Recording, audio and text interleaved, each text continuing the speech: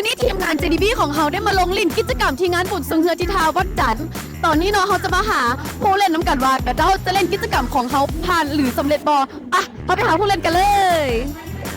ตอนนี้เขาถามผู้เล่นได้แล้วนะทั้ง3คนเลยสบายดีซื้ออย่างเจ้าโดยซื้อนุชซื้อปุ๊กกี้ซื้อจันดีตอนนี้ทั้ง3คนพร้อมแล้วหรือเปล่าทำมาเริ่มเล่นกิจกรรมกันเลยกติกาของเกมมีอยู่ว่าหากผู้เล่นผู้ใดเบ้าตัวเลขอันตรายขึ้นมาก่อนผู้นั้นจะตกรอบไปเลยทันทีและผู้เล่นคนหนึ่งสามารถเบ้าตัวเลขได้สูงสุดถึง3ตัวเลขเท่านั้นแล้วตัวเลขอันตรายตัวที่1 1 2 3 4 5 6 7 8 9 11 12 13 14 16 17 18 19 20 21 22 23 24 25 26 27 28 29 30 31 32 33 34 35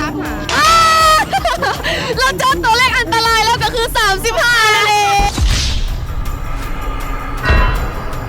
เรามาลุ้นตัวเลขตัวที่2กันพร้อมมาโอเคเริ่ม1 2 3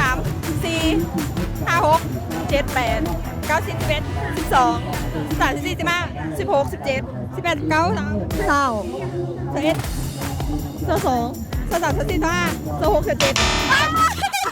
เรียบร้อยเพลแล้วเนาะผู้โชคดีก็คือเอื้อแล้วนั่นเองโอเค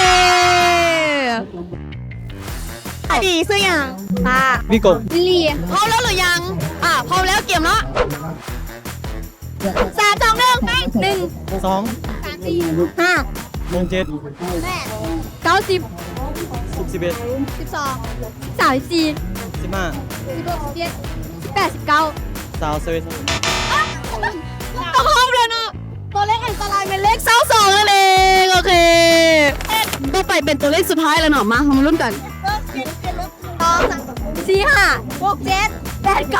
10 13 14 15 16 18 19ต้องครบไปแล้วนะทุกคนตัวเลขอันตรายเป็นเลข